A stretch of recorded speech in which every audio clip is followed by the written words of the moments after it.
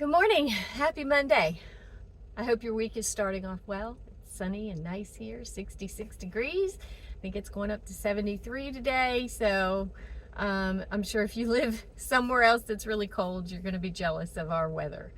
That's why Florida winters are wonderful. A couple days of cold, then you get some great weather.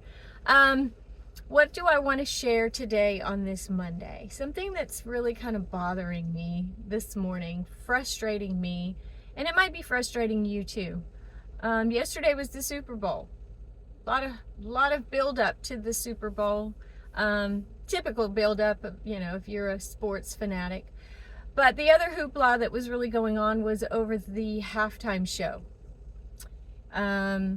Who was going to be at the halftime show performing, and then an alternative halftime show that took place.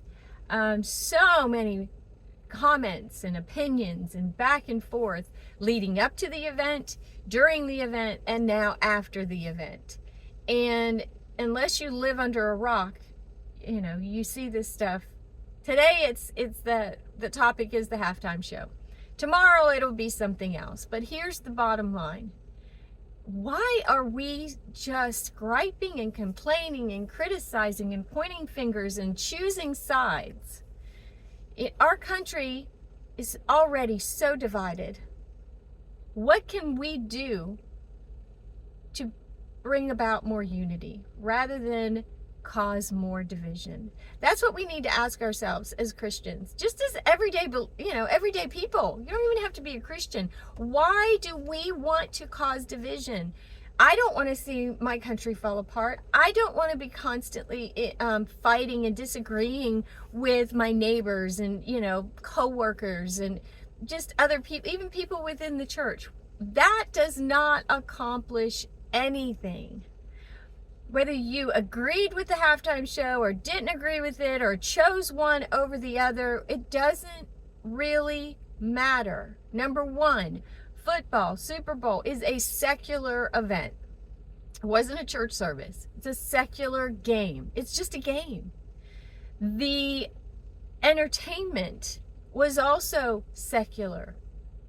It's not church. If you and I want to experience Christ-like entertainment, go to church, turn on the radio, choose a Christian movie, turn on Spotify. I mean, we have these choices, we have these options. Instead of criticizing and judging and putting other people down for doing what they just normally do. If they don't follow Christ, then they're not going to exhibit Christ-like behavior. We as Christians get to choose what we expose ourselves to, what we watch. And so pointing fingers and criticizing is not going to bring anybody to the Lord. Pray for them. Pray for other people rather than saying you're wrong, you need to do this, you need to do that.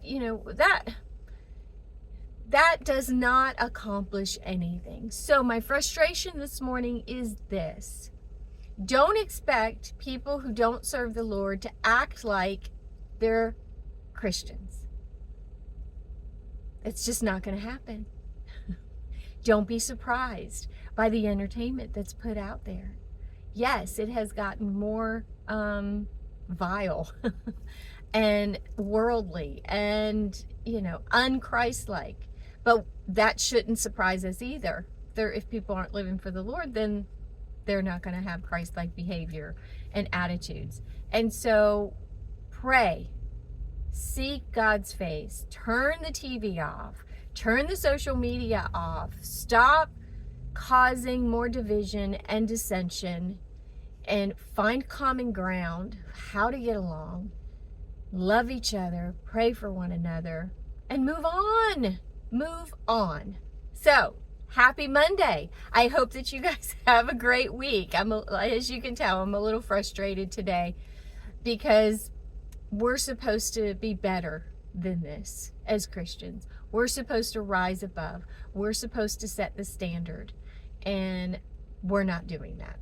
So, I love you guys. I hope this is food for thought this week, and Pray and ask the Lord, what's your part that you're playing in all of this, and what can you do to bring unity and camaraderie and the love of Christ into every situation. I hope you have a great day and a great week.